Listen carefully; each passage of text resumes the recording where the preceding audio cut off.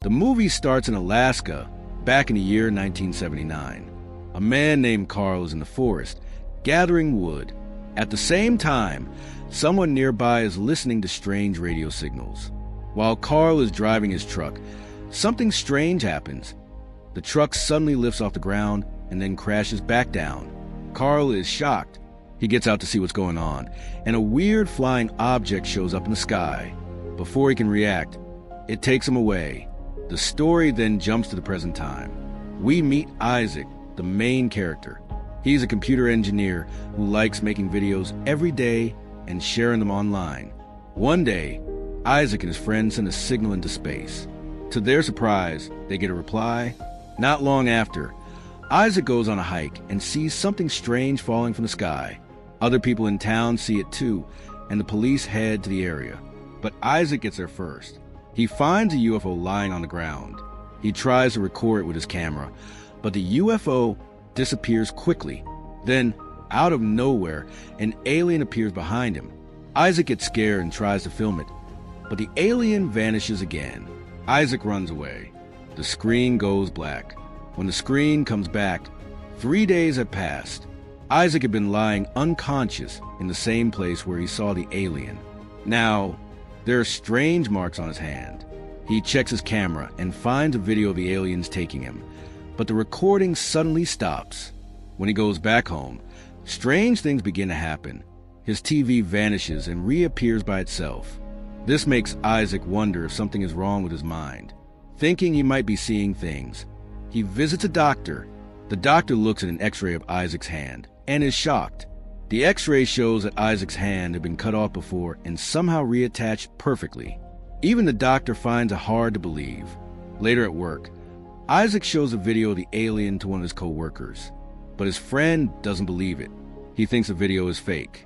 So Isaac uploads a video to YouTube with a title saying he was taken by aliens. The video spreads quickly and becomes popular. The next day, TV news channels start calling him. Isaac agrees to do an interview, but during the interview, the reporter doubts his story and ends it early. Back at home, Isaac sees news reports calling his video fake. Wondering if anyone else had gone through the same thing, Isaac looks online. He finds a comment from a girl saying she had a similar experience. He sends her a message, and they decide to meet at a hotel. Her name is Sarah. When they meet, Isaac shows her the video and some old photos of UFOs. Sarah tells him about a man named Carl, the same man from Alaska who was also taken by aliens many years ago. She says Carl passed a lie detector test, but then he disappeared. Before they say goodbye, Isaac gives her his phone number in case she learns anything else. The next day, Isaac tries to send his video to other people who write about alien stories online. On his way, he meets a writer who wants to tell Isaac's story and gives him a business card. Isaac goes to visit the writer, who suggests that Isaac should take a lie detector test to prove he's telling the truth. Isaac agrees and passes the test. But right after the writer leaves, two strange men show up.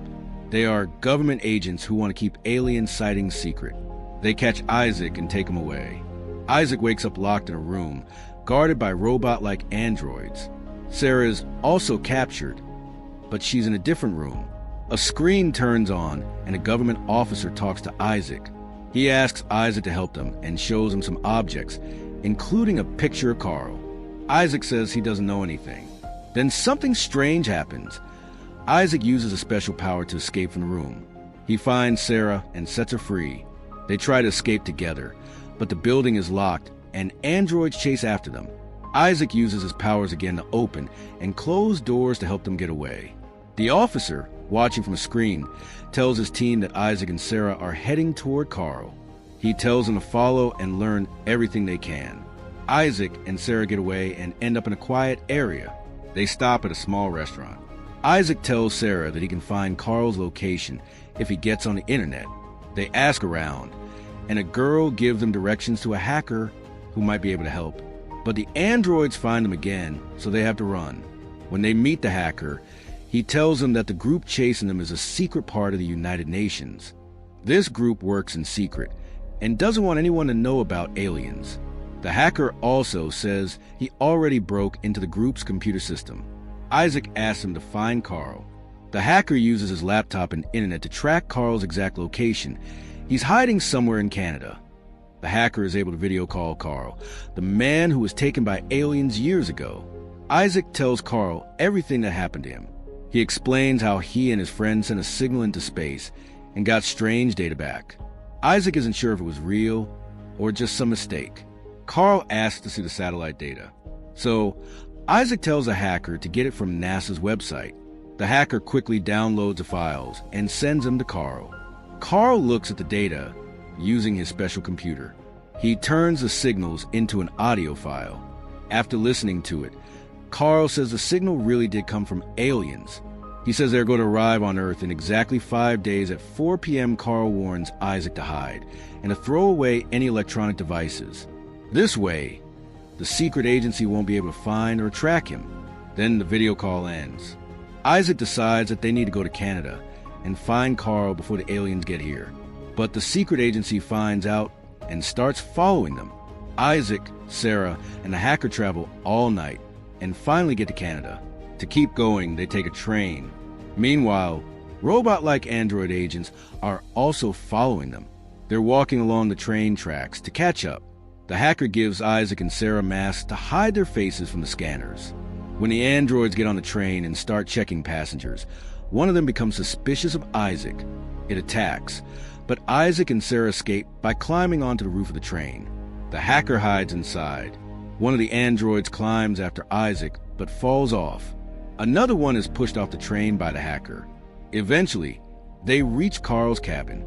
Carl sees them through a camera and comes out holding a weapon, afraid the agents may have followed them.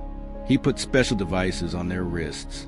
These devices block the tracking chips the aliens had put inside them. Now, the agency can't find them anymore. Inside the cabin, Carl explains that he's been studying alien stuff for 20 years. He even built a machine that turns signals into sound. A long time ago, he also sent signals into space and got a small reply.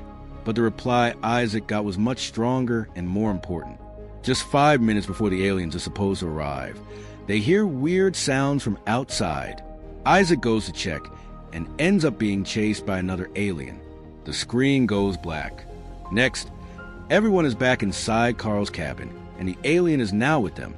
Carl uses his machine to understand the alien's language. The alien says they want to learn about humans, how people live, how they survive, and why Earth is so different from other places. Then, the alien shows him a picture of Jesus Christ and asks who he is. Isaac answers, saying who Jesus is. The alien explains that their kind sees Jesus as a very special and important person in the universe. Sarah tells the alien that her hand has been hurting ever since the aliens took them. The alien says it's because of the tracking chip inside. It removes the chip by splitting her hand open, then safely takes the tracker out. The alien is about to do the same for Isaac when the secret agency shows up. The officer in charge tells Carl to come outside or he will be killed. Carl goes out. The officer asks about his missing father, the same man who was taking the truck at the start of the movie. The officer thinks Carl is hiding something. Carl says he doesn't know what happened, but the officer doesn't believe him and shoots him. Sarah runs outside, and the officer realizes Isaac is still inside. He says he'll kill Sarah if Isaac doesn't come out. Isaac doesn't go out, so the officer shoots Sarah too. Then the alien tells Isaac to use his powers. Isaac uses his special ability to move things with his mind. First, he teleports the hacker to safety just before a laser blast hits. Then, with even more powerful energy, he makes the officer and his team completely disappear. The hacker watches, shocked, and doesn't know where they went. The alien then heals Carl and Sarah. They both come back to life. After that, the alien takes all of them onto its spaceship. The officer, who is left behind, thinks they've been taken away forever. 6 months later, Isaac and Sarah are living happily together. Isaac is learning how to use his powers better. Carl and the hacker have started their own secret agency to help people who've had alien encounters. The officer was fired from his job for hurting Carl and Sarah without proof. They were alive the whole time, and he didn't know. Carl feels proud of everything they've done, and that's how the story ends.